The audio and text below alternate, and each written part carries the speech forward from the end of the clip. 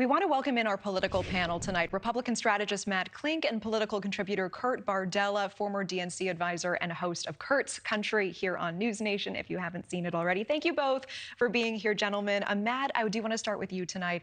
We were just hearing from Grover Norquist there about the economic side of a Trump presidency. Just how important will inflation be in determining whether his second term is seen as a success among Americans?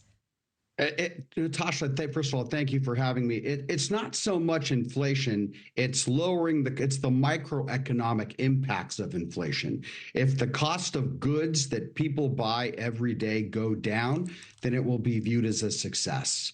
And I think that is going to be Trump's number one thing. That's why on day one, he's going to issue executive orders that are going to get America energy going again.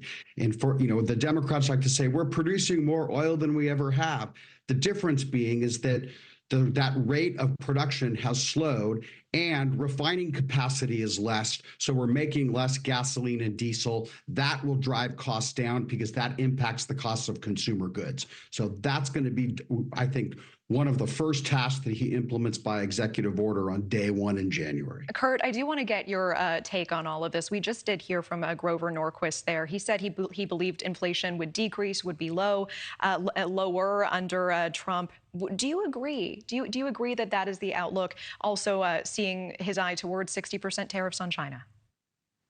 I mean, we'll see. I mean, listen, nobody sitting here today can, with any authority, actually tell you inflation is going to be X, Y, or Z a year, 2 years, 4 years from now. If they claim that, they're full of crap. No president controls the economy to that degree. What president can do is enact policies to either make it more likely that inflation could go down or exacerbate current conditions. I'm not entirely sure how we get to where we want to get to economically when part of the plan is to remove basically all the people who do the hard labor in this country that get paid crap wages but are willing to do the work. Well, if you get rid of those people, who's going to do that work? You're going to have to pay them more. That cost will get passed on to consumers. They'll end up paying more out of their pocket. That's not going to make anybody feel particularly very good about the economy under Donald Trump. The one thing that we do know is with Donald Trump's policies, the rich get richer, the poor get poorer, and the income divide in this country gets further and further apart from one another. Again, I'm not entirely sure how that's going to work out too well. Everybody who points to Ronald Reagan and trickle-down economics, they're clearly living in a black hole because trickle-down economics didn't really work out too well for the lower middle class in this country. The rich just get richer. I'm sure Donald Trump will take care of his good buddies like Elon Musk, like the billionaire class. That's clearly his constituency. That's who he pals around with. That's who is on stage introducing him.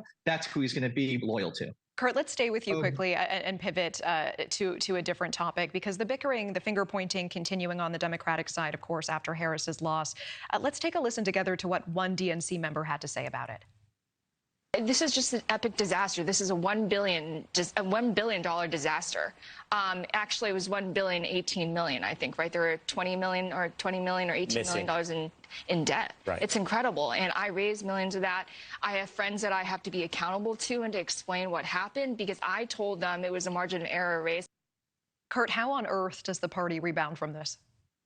Well, first, everybody involved in this campaign and running Democratic politics should be fired, because they clearly don't know what the hell they're doing. They completely misread the electorate. They don't get that you cannot start a conversation in an election where your goal is to try to convince people who might disagree with you to vote with you to call them sexist, racist, misogynistic, homophobic, xenophobic. Even if some of them are, that is a terrible place to start a conversation about trying to convince you that, hey, my way might be better for your bottom line. Democrats did not spend enough time talking about it. They instead spent a lot of time talking about Donald Trump. They spent a lot of time running around with Liz Cheney and disaffected, quote unquote, disaffected Republicans. It turns out that voting universe didn't actually exist or materialize this time.